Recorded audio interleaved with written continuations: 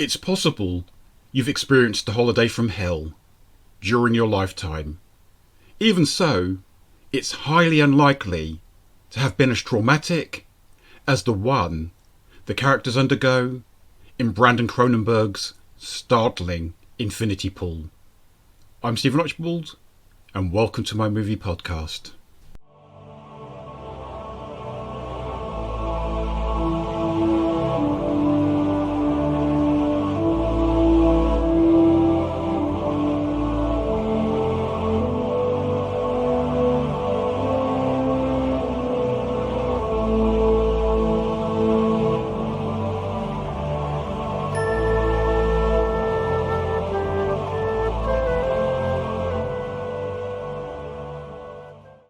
Hello, I bid you a warm welcome to my podcast, They Came From Within, Cult Movie Reviews, to Infinity and Beyond.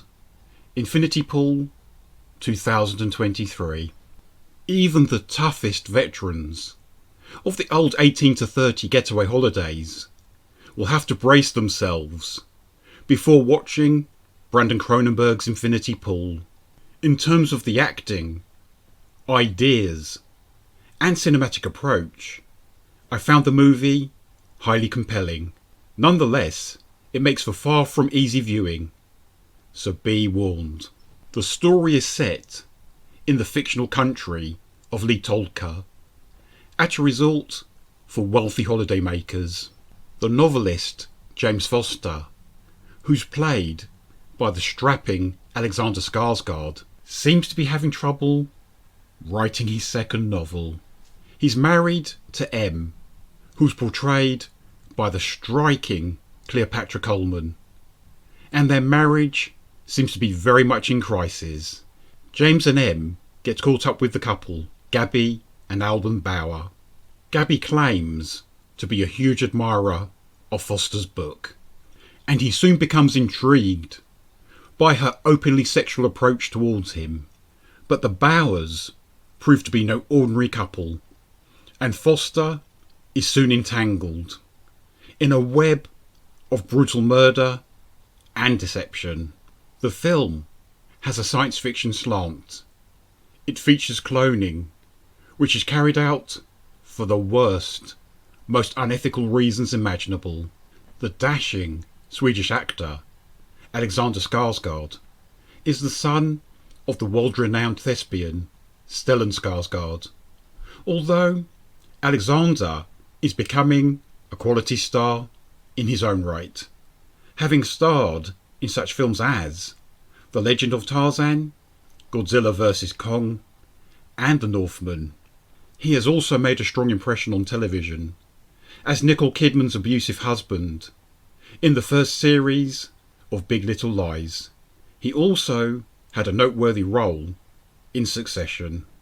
The Australian actress Cleopatra Coleman is best known, outside of her home country, for appearing in the post-apocalyptic comedy series The Last Man on Earth, and for being one of the stars of the 2019 movie In the Shadow of the Moon, which was released by Netflix. The British actress Mia Goth sears herself into your memory in this picture. At only 29, she has already stood out in a number of genre pictures, such as A Cure for Wellness, the 2018 remake of Suspiria, X, and Pearl.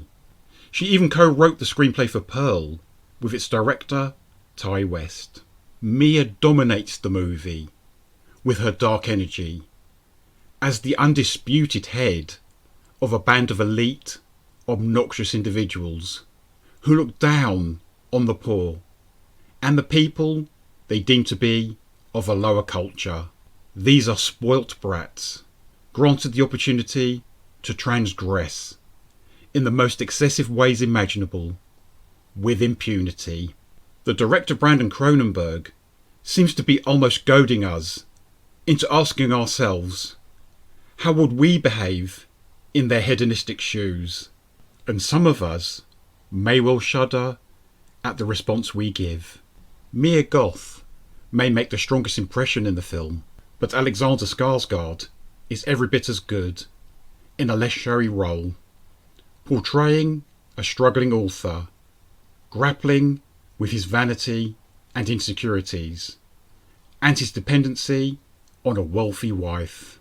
Alexander gives such a well-defined, complex performance, so that even when James does terrible things, we never lose sight of his essential humanity.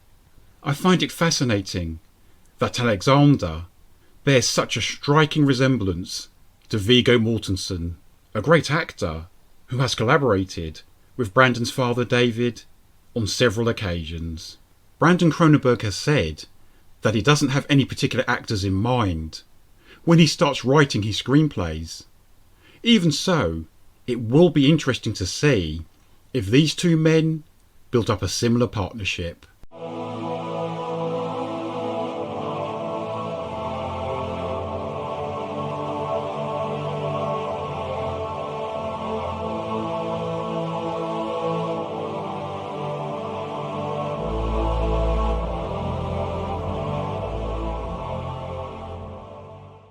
Sometimes it's necessary for art to be challenging and provocative.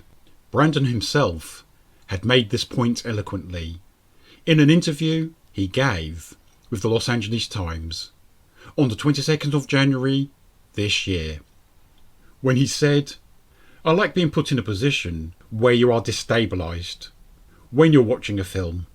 I think that kind of art is transformative, taking you to places that might be difficult, but also allow you to engage with aspects of your brain that you might not in a day-to-day way. I think it's really healthy."